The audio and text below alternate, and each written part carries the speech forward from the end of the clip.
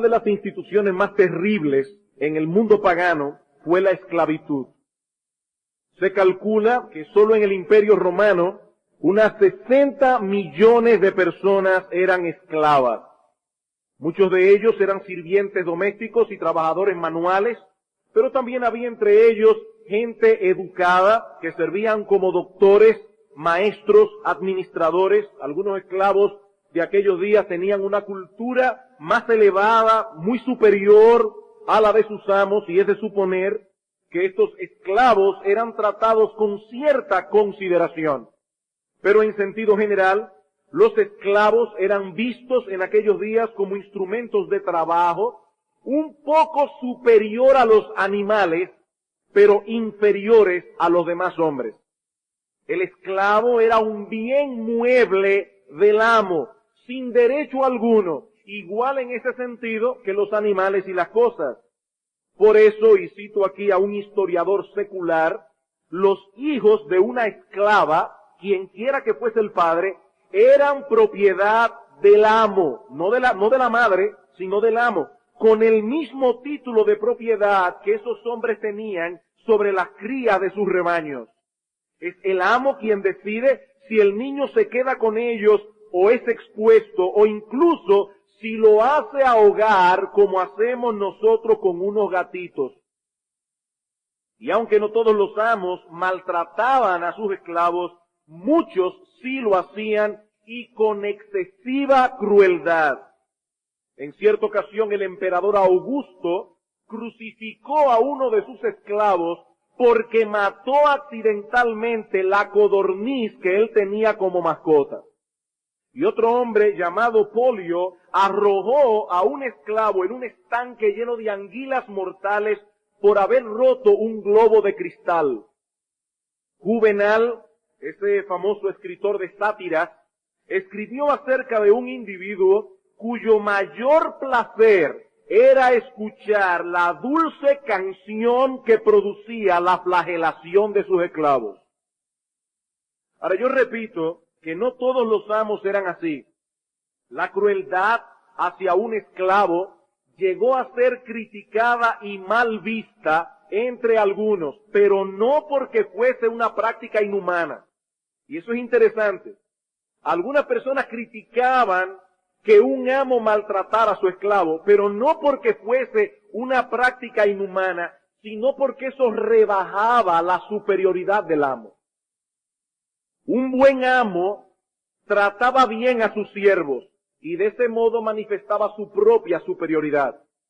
Pero él seguía teniendo derechos sobre ellos y podía castigarlos como quisiera.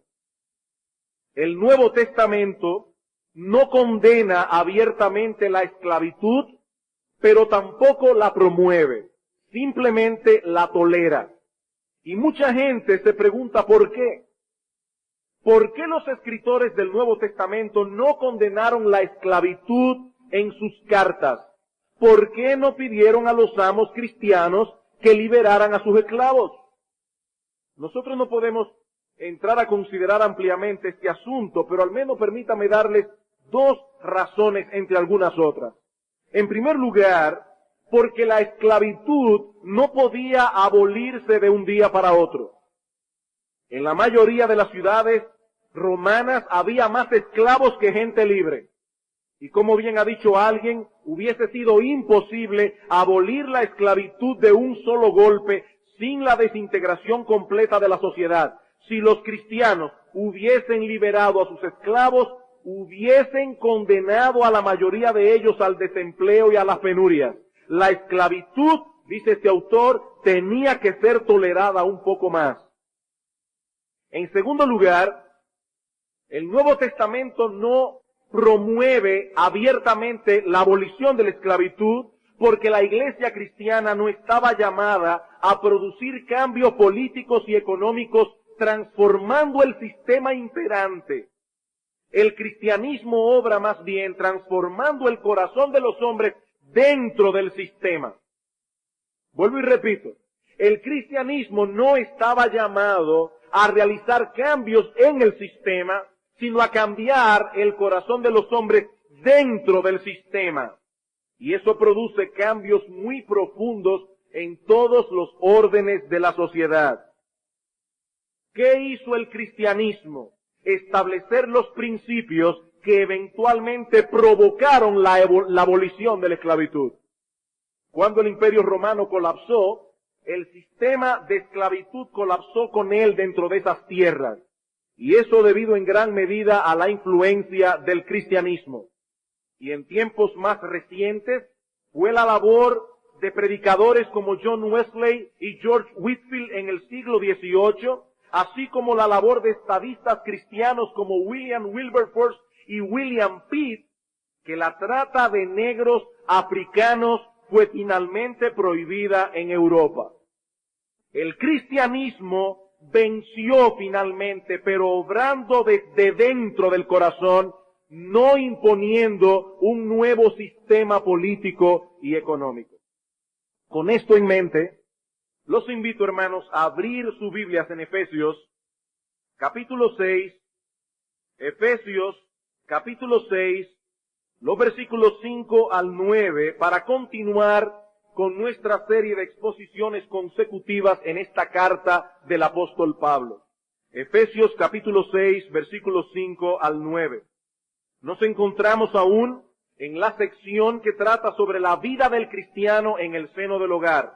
Y todo esto dentro de una sección más amplia sobre la llenura del Espíritu Santo.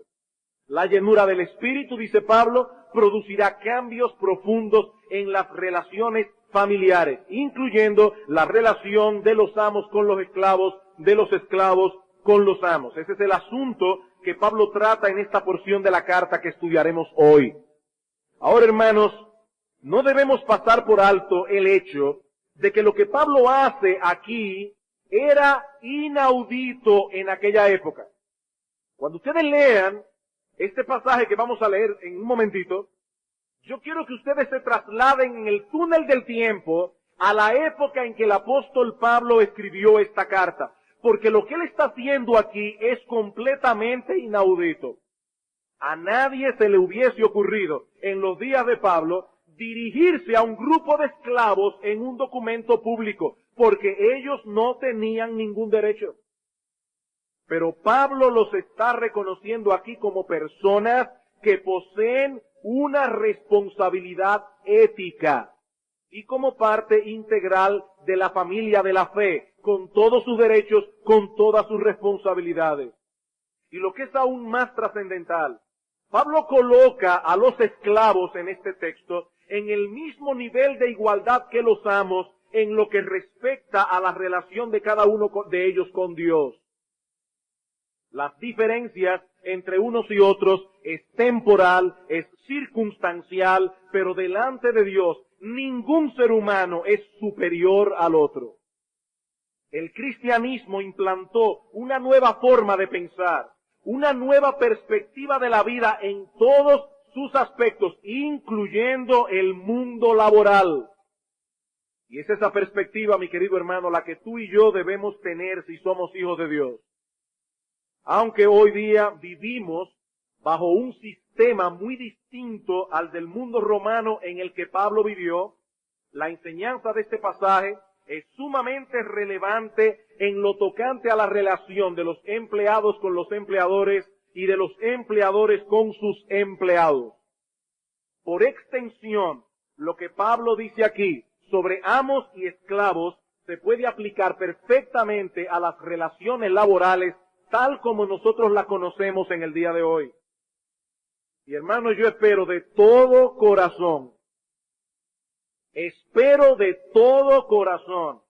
que el Señor nos ayude a comprender y asimilar las implicaciones de este pasaje, porque de ser así, es muy probable que nuestra vida laboral sufra transformaciones muy profundas, independientemente de si somos empleados o si somos empleadores.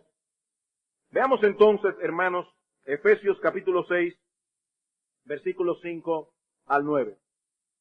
Dice así la palabra de Dios: siervos, obedeced a vuestros amos terrenales con temor y temblor, con sencillez de vuestro corazón, como a Cristo, no sirviendo al ojo, como los que quieren agradar a los hombres, sino como siervos de Cristo, de corazón, haciendo la voluntad de Dios, sirviendo de buena voluntad, como al Señor y no a los hombres, sabiendo que el bien que cada uno hiciere, ese recibirá del Señor, sea siervo o sea libre. Y vosotros, amos, haced con ellos lo mismo, dejando las amenazas, sabiendo que el Señor de ellos y vuestro está en los cielos y que para Él no hay acepción de personas. Veamos, hermanos, en primer lugar, el deber de los siervos. El deber de los siervos. Una vez más nos encontramos tratando con el tema del respeto que debemos como cristianos a las líneas de autoridad establecidas en la sociedad en que vivimos. En Efesios capítulo 5, en el versículo 21, Pablo nos ha dado ya un principio general que luego amplía con más detalle en el resto de esta sección. Dice en el versículo 21 del capítulo 5, someteos unos a otros en el temor de Dios. ¿Qué debemos hacer los cristianos? Con las líneas de autoridad establecidas, Pablo dice, sométanse. Y todo el resto del pasaje trata con la aplicación de este principio general en las distintas esferas en las que nos desenvolvemos como seres humanos. Porque cada una de esas esferas posee sus matices relacionales particulares.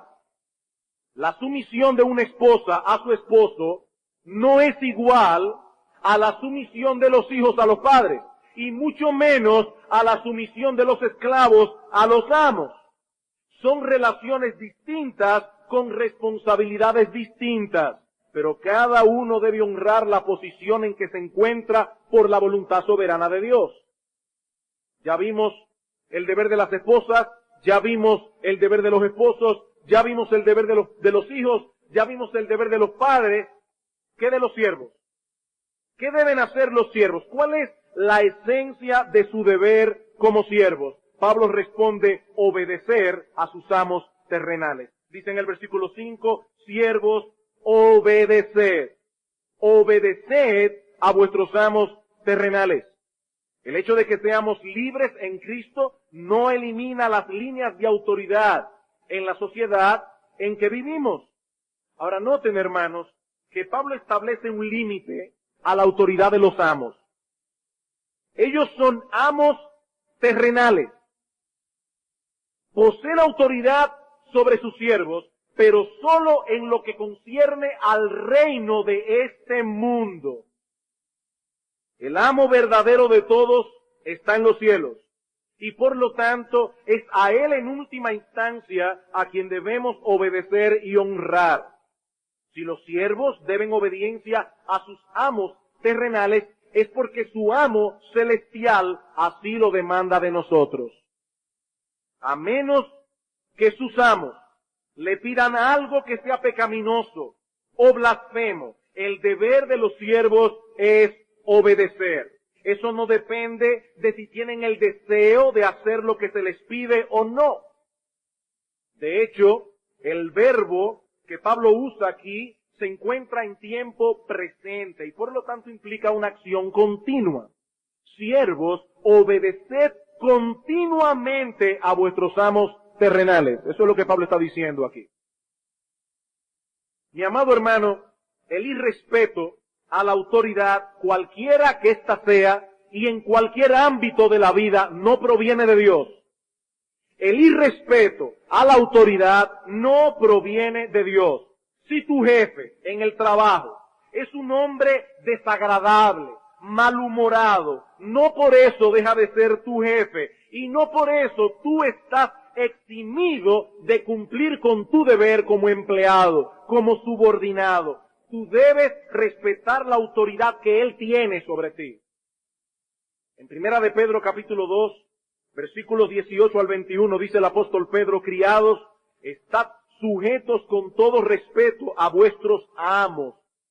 Y escucha bien lo que sigue diciendo Pedro, no solamente a los buenos y afables, sino también a los difíciles de soportar. Hay jefes que son insoportables.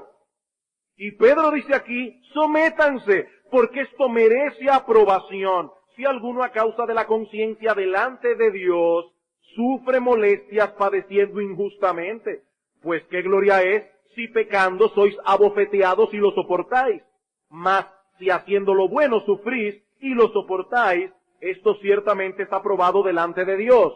Pues para esto fuisteis llamados, porque también Cristo padeció por nosotros, dejándonos ejemplo para que sigáis sus pisadas. ¿Respetó Cristo las líneas de autoridad? Sí. ¿Y quién era Cristo? Dios encarnado. El Hijo de Dios, hecho hombre, respetó las líneas de autoridad. Y aunque tuvo que padecer injustamente de mano de esas mismas autoridades, no por eso se rebeló. Y Pedro nos dice que los cristianos debemos seguir el ejemplo de nuestro Señor. Mi amado hermano, si en el trabajo en que estás hay personas por encima de ti en la línea de autoridad, es tu deber someterte a ellos. Si lo que piden de ti es parte de tu descripción de puesto y no es pecaminoso, no implica una violación a ninguno de los 10 mandamientos, debes obedecer. Si no implica ninguna violación de los 10 mandamientos, incluyendo el día del Señor. Incluyendo el día del Señor. Es tu deber obedecer. Esa es la responsabilidad que Dios pone sobre ti en su palabra. Pero no solo es importante que hagas lo que se te pide, sino que lo hagas en una forma adecuada. Para Dios es importante el qué, pero también el cómo.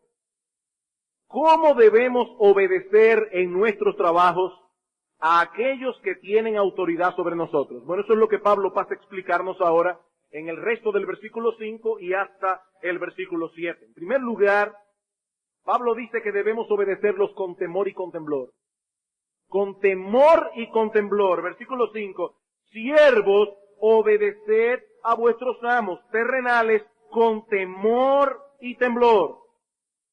Ahora, esa expresión no se usa en la Escritura para referirse al servilismo humillante o al terror que puede sentir un hombre ante un amo cruel que abusa de su autoridad. No.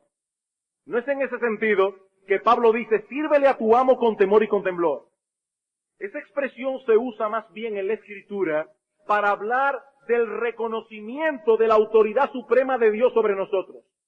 El reconocimiento de la autoridad suprema de Dios sobre nosotros, que nos manda a respetar a nuestras autoridades terrenales.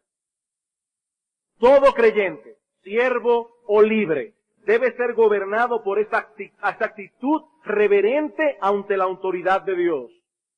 Pablo dice en Filipenses capítulo 2, versículo 12, que nosotros debemos ocuparnos en nuestra salvación, ¿cómo, hermanos? Con temor y con temblor. Con temor y con temblor. Vivimos en la presencia de Dios y por lo tanto debemos reverenciarle a Él en todas las áreas de nuestras vidas, porque Él posee autoridad absoluta sobre todas las áreas de nuestras vidas. Es por eso que en el pasaje paralelo de Colosenses capítulo 3 versículo 22, en vez de decir con temor y con temblor, Pablo dice temiendo a Dios. ¿Cómo debemos servir? Temiendo a Dios. Amados hermanos, nosotros somos libres en Cristo. Y por lo tanto, ningún hombre debe intimidarnos. Ningún hombre. No importa cuánta autoridad y poder terrenal posea. En la presencia de Dios, ese hombre que parece tan prepotente es una pulga. Es menos que nada delante de Dios. No debemos temerle a ningún hombre. Pero sí debemos actuar bajo el influjo del temor de Dios, con el deseo de honrar a Dios, de reverenciarle a Él por medio de nuestro trabajo. Eso es lo que Pablo está diciendo aquí. Háganlo con temor y con temblor. Y en segundo lugar, Pablo dice que debemos hacerlo con sencillez de corazón, como a Cristo. Con sencillez de corazón, como a Cristo. ¿Y eso qué significa? Un corazón sencillo es un corazón íntegro. Es un corazón sincero. Todos los que son empleados aquí, por favor escuchen, porque lo que voy a decir probablemente les va a chocar un poco. Lo que Pablo está diciendo aquí a los esclavos es que ellos no debían servir a sus amos con propósitos ulteriores, con motivaciones escondidas, sino más bien procurando servir a Cristo y agradarle a Él por medio de su trabajo. Es por eso que Pablo dice, sirvan como a Cristo, con la plena convicción de que no importa la clase de trabajo que estés haciendo, estás sirviendo realmente a tu amo celestial. Pablo lo pone más claro en Colosenses capítulo 3. Vamos por un momento al texto paralelo. Colosenses capítulo 3, versículos 22 y 23. Dice Pablo, siervos, obedeced en todo a vuestros amos terrenales, no sirviendo al ojo como los que quieren agradar a los hombres, sino con corazón sincero, temiendo a Dios, y todo lo que hagáis, hacedlo de corazón, como para el Señor, y no para los hombres. Como para el Señor, no para los hombres. Mi amado hermano, escúchame bien. Tú eres un siervo de Cristo. Las 24 horas del día, los 7 días de la semana, los 365 días del año. Cada cosa que tú haces, incluyendo las que haces en tu trabajo, debes hacerlas para Él. Tu propósito primario como siervo que eres es que el nombre de tu Señor sea honrado y glorificado y puesto en alto a través de tu trabajo. Si eres diligente y haces las cosas bien, es muy probable que ganes la confianza de tus jefes, de tus superiores, y puede ser incluso que seas promovido en tu trabajo y ganes un mejor sueldo. Y todo eso está muy bien. No hay nada pecaminoso en que tú desees prosperar. Pero óyeme bien, mi hermano, tu motivación primaria para esforzarte en tu trabajo es que el honor de Cristo, tu Señor, sea preservado. El honor de Cristo, tu Señor. No es la codicia, no es la avaricia lo que debe dominarte, es el honor de Jesucristo por encima de todas las cosas. Por eso en Tito capítulo 2, versículos 9 al 10, dice Pablo, exhorta a los siervos a que se sujeten a sus amos, que agraden en todo, que no sean respondones, no defraudando, sino mostrándose fieles en todo. ¿Para qué? Para que en todo adornen la doctrina de nuestro Salvador. ¿Cuál era la preocupación primordial de Pablo? Que estos siervos adornaran la doctrina que profesaban con su conducta. Esa era su preocupación. Noten cómo Pablo expande esta idea en el texto de Efesios en una forma negativa, en el versículo 6.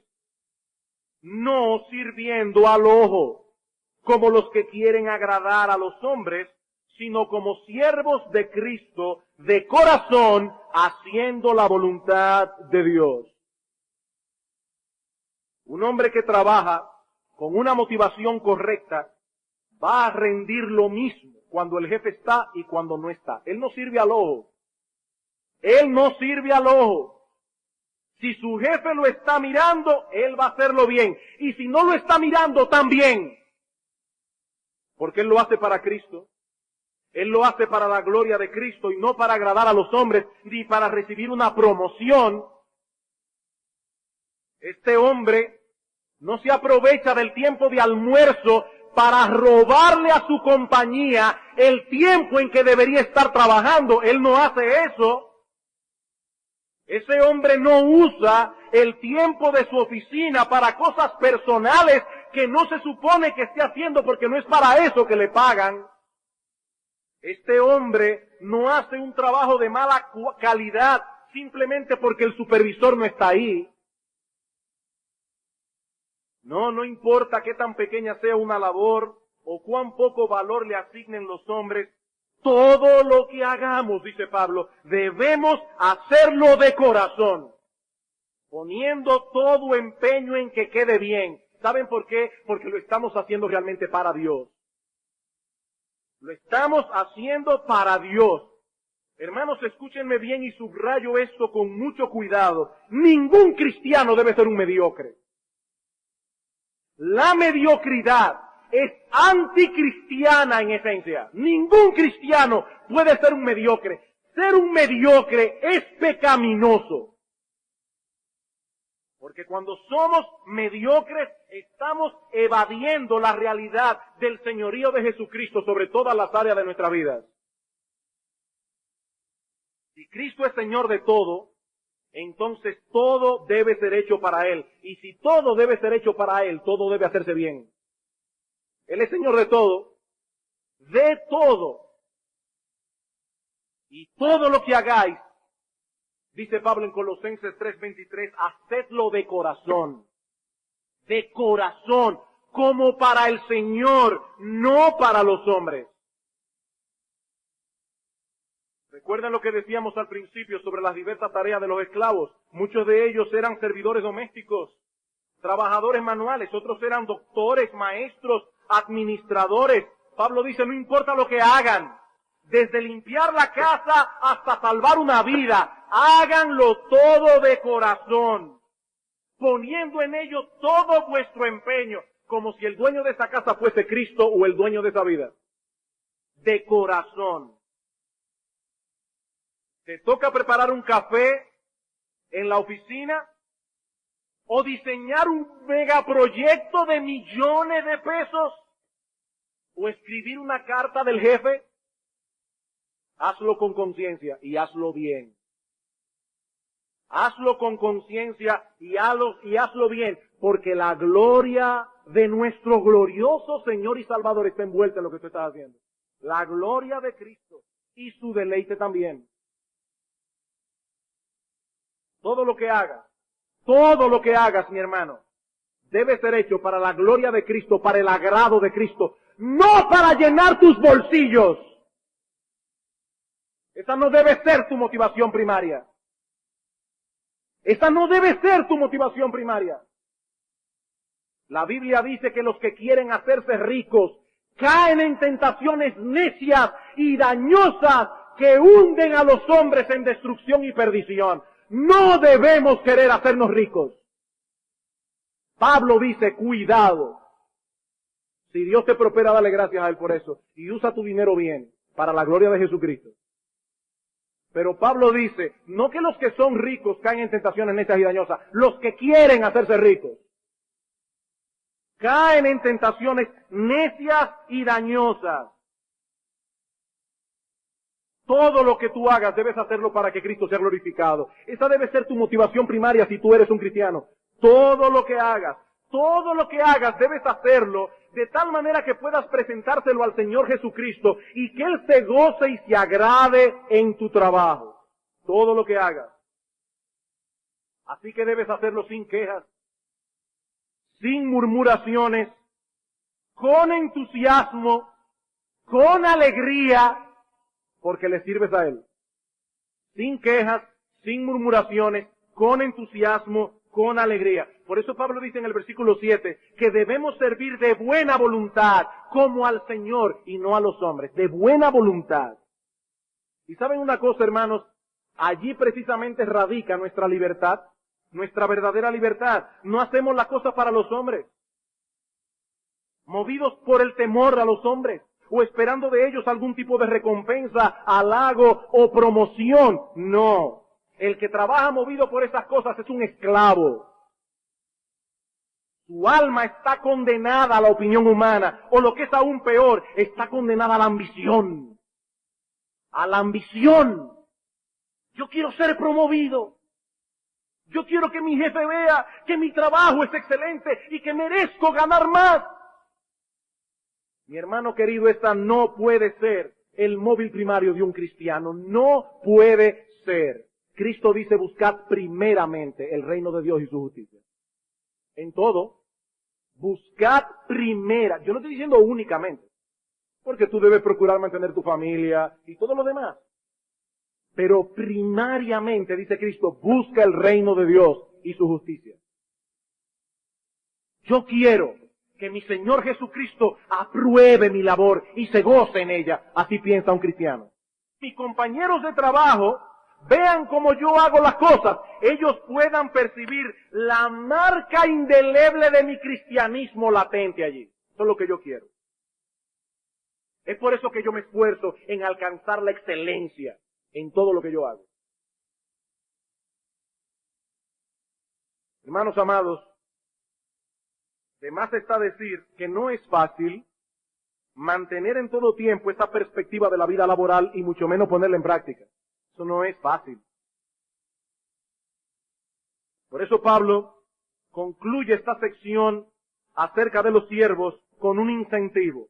Con un incentivo. Muchas veces cuando una persona va a trabajar a una empresa le dice, mire, este va a ser tu sueldo, pero hay ciertos incentivos marginales. Se te va a pagar el seguro médico, se te va a pagar el colegio de los niños, la gasolina del carro, incentivos. ¿Cuál es el incentivo aquí? Versículo 8. Sabiendo.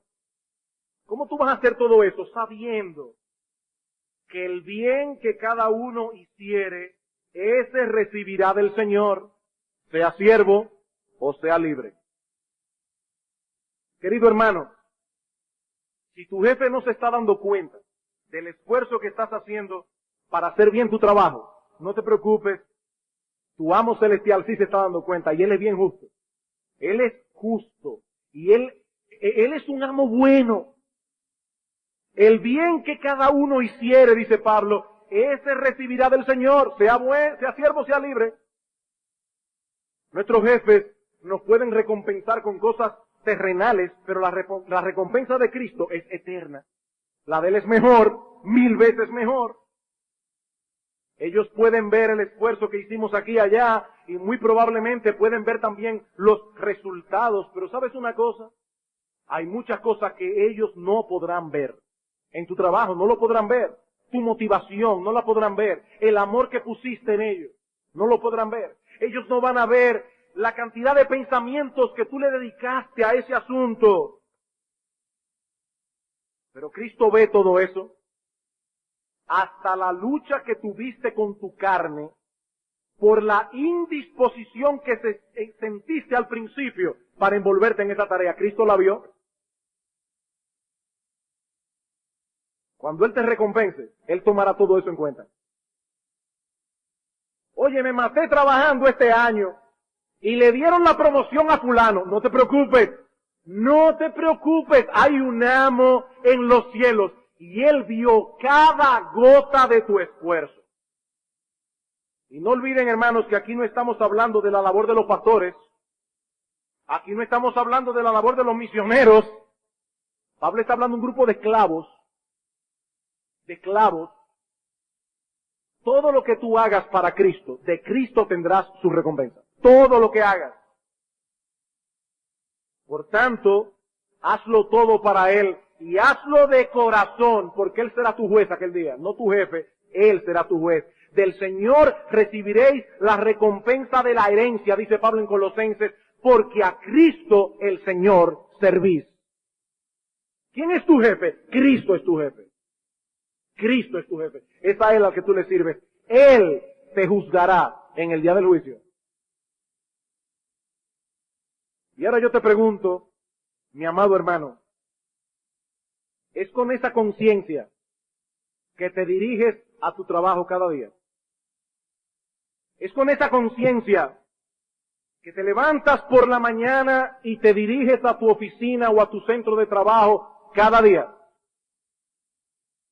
Si tu jefe estuviera hoy aquí, escuchando este sermón, o algún compañero de trabajo, ¿pensarían ellos que tú eres un fiel reflejo de lo que Pablo enseña en este texto? Dirían ellos, pero ahora yo entiendo por qué es que fulano es tan bueno en lo que hace. Es que él es cristiano y los cristianos no pueden ser mediocres. ¿Pensarían ellos eso de ti si estuviesen hoy en medio nuestro? Pero no podemos seguir ampliando este punto. Aún nos queda la exhortación de Pablo a los amos. La exhortación de Pablo a los amos. Ya vimos el deber de los siervos. ¿Y cuál es el deber de los amos? Versículo 9. Y vosotros, amos, haced con ellos lo mismo, dejando las amenazas, sabiendo que el Señor de ellos y vuestro está en los cielos y que para Él no hay acepción de personas. A mí me hubiera gustado ver por una ventanita lo que pasó en la iglesia de Éfeso cuando se leyó esta carta el primer domingo en la mañana que se leyó. Tiene que haber habido allí gente con la boca abierta. ¿Qué dice Pablo a los amos? Hay 3 enseñanzas claves aquí. En primer lugar, Pablo dice que los amos deben hacer lo mismo. Hagan lo mismo con sus siervos. Luego de hablar a los esclavos y exhortarles a la obediencia sincera y de corazón, ahora Pablo se dirige a los amos y lo primero que hace es colocarlos en un nivel de igualdad en lo tocante a la actitud que deben tener hacia los esclavos. Hagan con ellos lo mismo.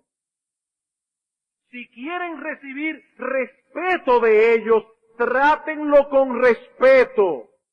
Si quieren que ellos muestren interés en vuestras cosas, muestren ustedes interés en las cosas de ellos. Si quieren que ellos promuevan vuestro bienestar, promuevan ustedes el de ellos en la medida de vuestras posibilidades. Eso es lo que significa haga con ellos lo mismo.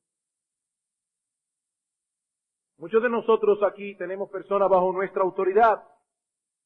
Algunos son dueños de su propia empresa. Otros son dueños de su propio negocio. Otros son encargados de algún departamento y tienen subordinados que trabajan para ellos.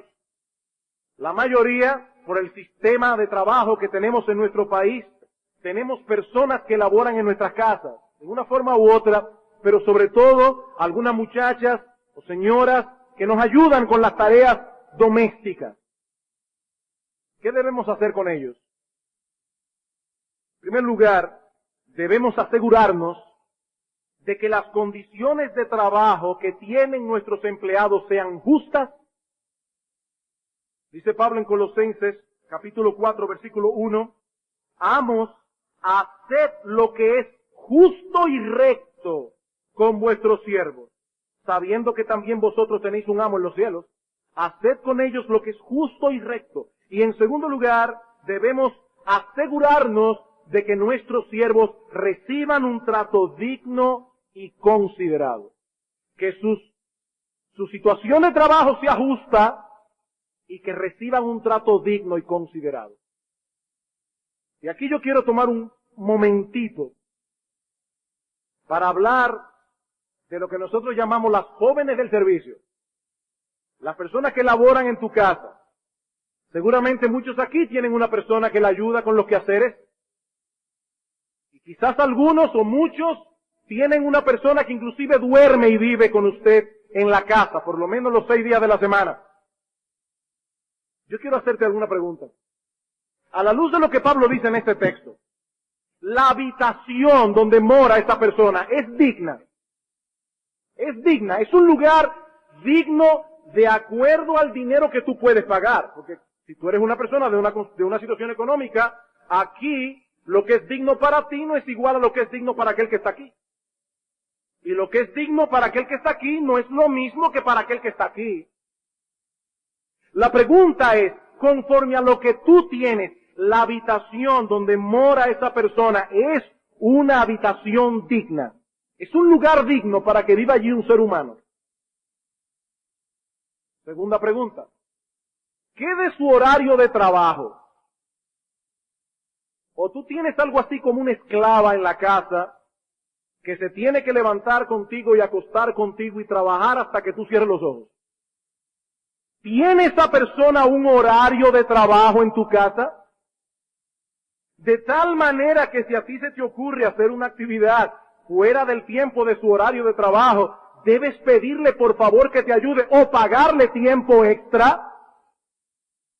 O esa persona está allí disponible hasta que a ti se te ocurra. Vamos a aplicar aquí la regla de oro. Si fueras tú la persona que estuviera en esa condición de trabajo, ¿te gustaría trabajar así?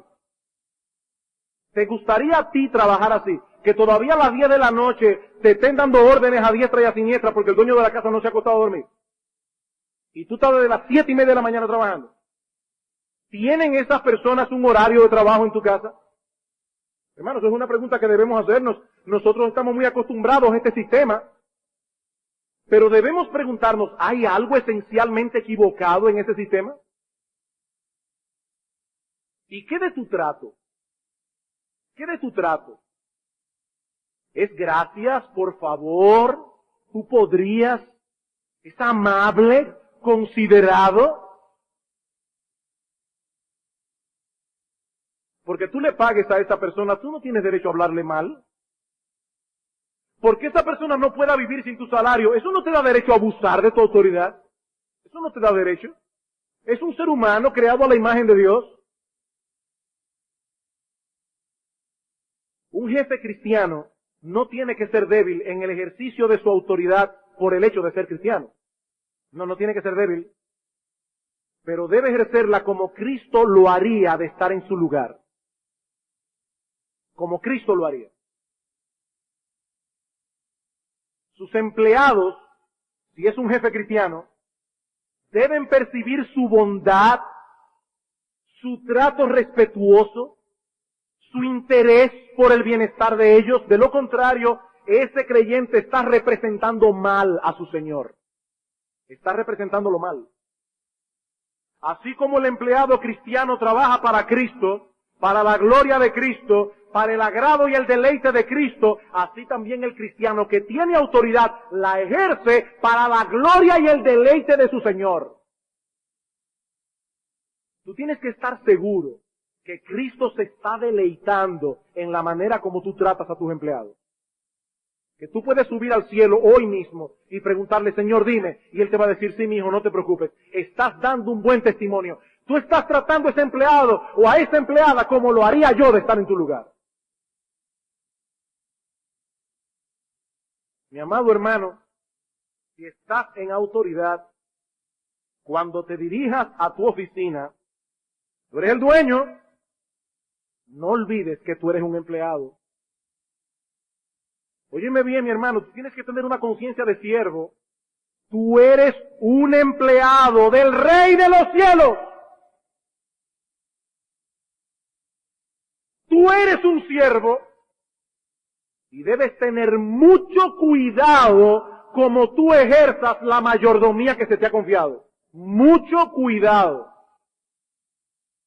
Cristo te dio una mayordomía temporal, circunstancial. En el cielo tú no vas a ser dueño de nada. Bueno, dueños de la herencia que tendremos en Cristo, pero eso todos seremos dueños. Aquí te dieron un puesto temporal.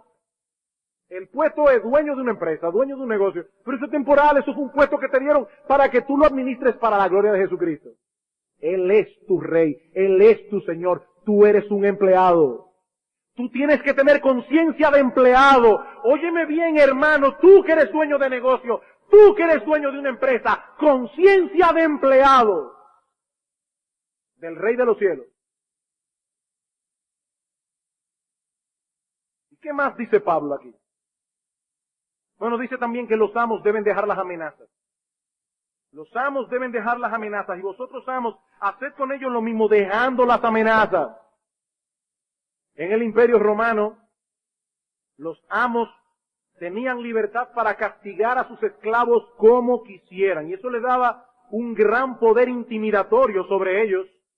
Pero Pablo prohíbe tajantemente que un cristiano use de su autoridad para intimidar a sus empleados de ese modo. Pablo lo prohíbe. Un jefe cristiano no debe intimidar a sus empleados. ¿Es usted de los jefes cuando lleguen a la oficina, todo el mundo tiene que estar temblando? Ellos están tranquilos hasta que llegue usted. Están así. Porque tiene una boca. ¿Es usted un jefe así? Usted está mal representando a Cristo. Cristo no es así. Hasta los niños se le acercaban para ser bendecidos. ¿Cristo no inspiraba miedo? ¿Tú le inspiras miedo a tus empleados? Eso no debe ser así. Es posible que en un momento dado surja la necesidad de darle una advertencia a un empleado, inclusive una advertencia severa, porque la persona no está siendo responsable. Y es posible que llegues al punto de tener que sacarlo de la empresa si la persona no cambia. Esa es tu prerrogativa y eso es correcto. Eso es parte de tu autoridad. Tú tienes que hacer que esa empresa funcione bien. Pero no podemos tratar de sacar lo mejor de nuestros empleados a punta de amenazas. No podemos esperar que nuestros empleados rindan porque estamos continuamente amenazándolos, ni mucho menos hablándoles con aspereza o con desprecio. Eso es un abuso de la autoridad. Y el que abuse de su autoridad tendrá que darle cuentas al Señor por eso, porque usted es un empleado. Usted es un empleado que ahora tiene delirio de grandeza. Lo pusieron en un puesto, aunque usted es el dueño de la empresa. Dios, el Dios de los cielos, lo puso en un puesto y usted cogió puesto. Usted cree que es alguien porque llegó ahí. No, usted es un empleado que lo pusieron en otro lugar. Eso es todo. Un empleado del Rey de los cielos. Usted tiene que tener mucho cuidado, porque usted va a dar cuenta de su mayordomía. Usted algún día se va a presentar delante de su jefe y le van a pedir cuenta. Y ese jefe sabe todo. Todo lo sabe.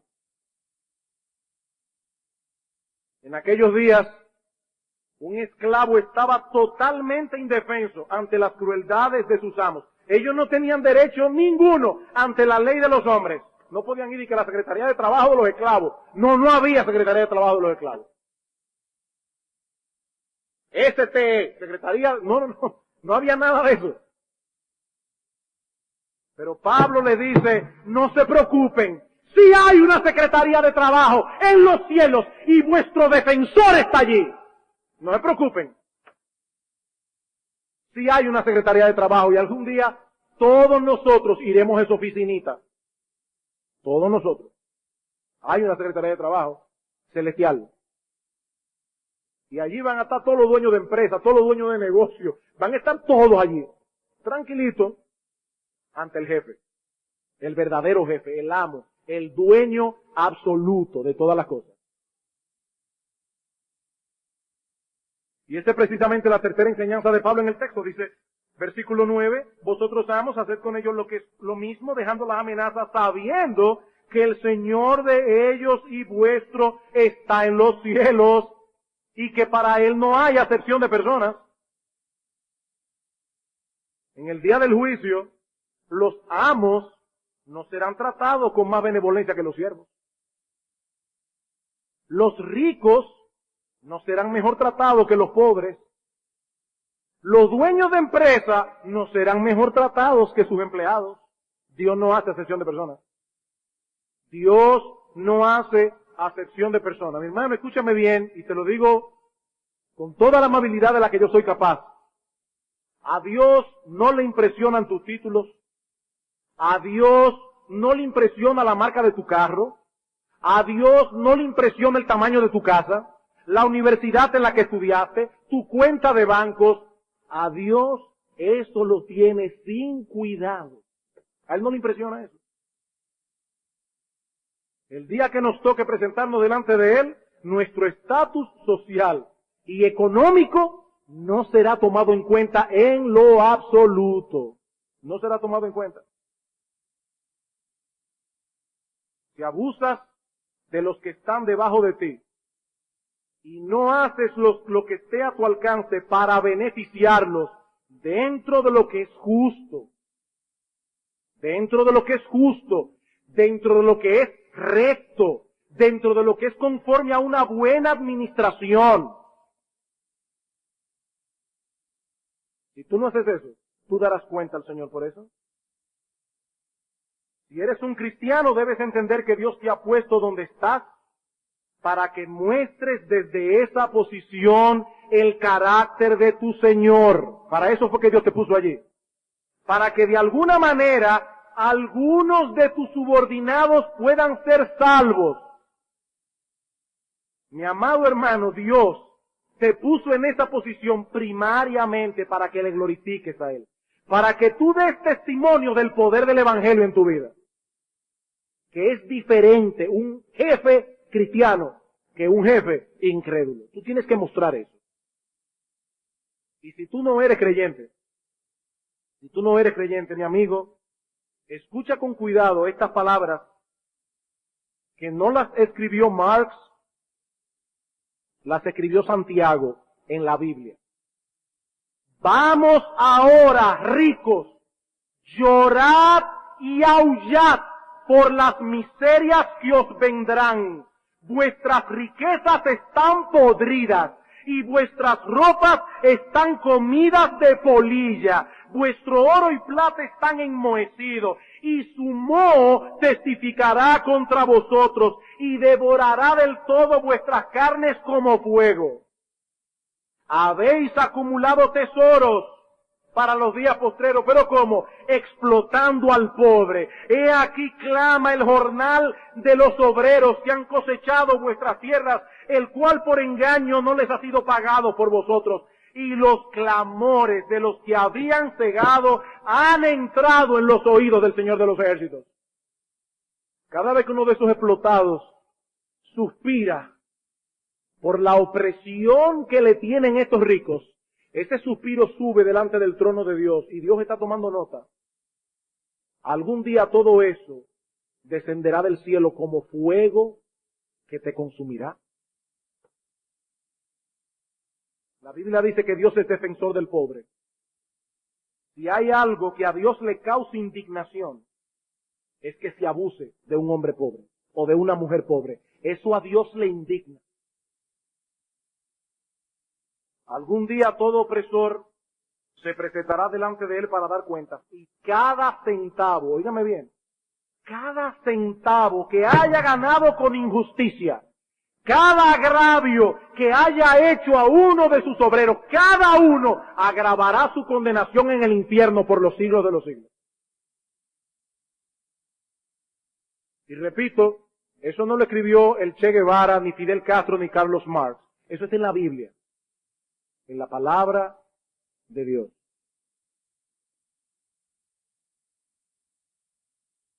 He ahí entonces lo que Dios demanda de nosotros en nuestra vida laboral, ya sea que seamos empleados o empleadores.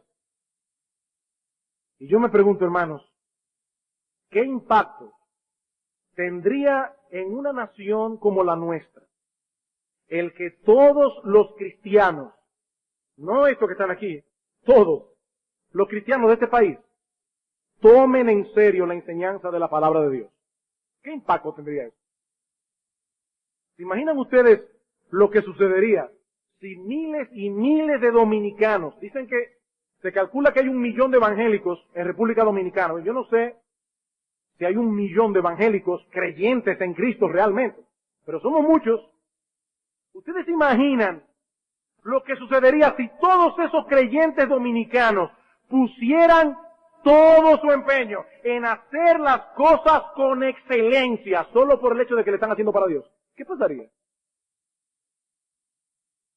Muchos lo hacen así y damos gracias a Dios por ello, porque muchos cristianos trabajan como cristianos, no son mediocres, trabajan como cristianos.